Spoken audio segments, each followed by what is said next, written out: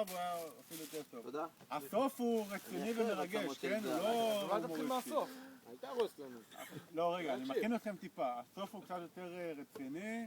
חלק מהשיעור גם קצת עליי, כאילו, מה שאני אמרתי. עליך יש שיר ספיישל, מה השקעת כל כך? אפשר להתחיל, כאילו? לא. רגע, אפשר להשתין קודם? רגע, שנייה, לא. אני חייב להשתין. קדימה, תמשיך.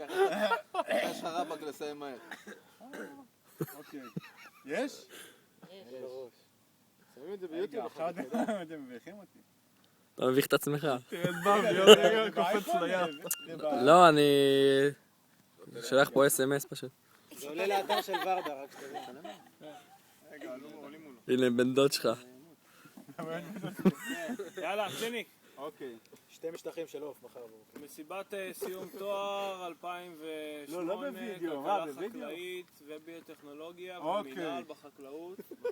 מגמת שיווק.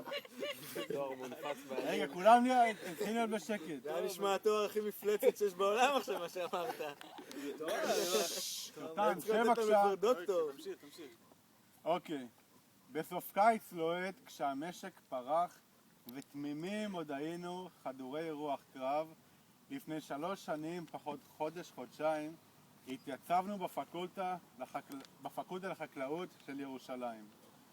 בתחילה עוד השקענו מכל יהבנו, כי חשבנו בגדול, כך לתומנו, שיום עוד יבוא ונחזור אל המשק, כלכלנים חקלאיים מלאי חשק. זה קרה לאט, אבל ממש בטוח, תחילה עם בבלי ואחריו כל שאר הכוח. עת התחלנו לשקוע באסק לימודים כמו עקומת ביקוש משמאל לימין. הם נפלו כולם מזלג ועד אורי ופמפמו באוזניים שזה חרטה מטאורי, ואבנר וערן מזמן כבר בים, כבר הגיע הקיץ, חפשו אותנו שם. וגם בחורות חיפשנו לרוב, את כל החוגים סקרנו מקרוב. די מהר הבנו שזה לא מסתדר, כי העקומות בפקולטה לא חסר. בזמנו עוד הוגדרו מטרות ויעדים, שנחזור לקיבוץ, לרפת, ללולים, ועוד מטרה אחת חשובה הייתה, עד אז צריכים למצוא בחורה. ראינו, יצאנו, חיפשנו, פגשנו, ותמיד למסקנה אחת הגענו, שעדיין לא התגשם חלומך, כי החיים הם לא תוכנית כבקשתך. גלקין וטייר ורובן מהחממות, לברווז הולכים לקחת לריאות, כי בסיכום כל 3 השנים היה זה הג'וינט שהחזיק אותנו בעננים.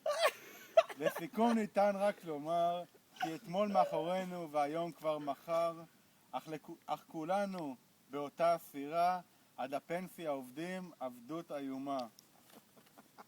וכעת, שאנו כבר באחרית וסיימנו מסלול בכלכלה חקלאית, את החשוב מכל אנחנו יודעים, פגשנו כאן את הטובים שבחברים. מדהים!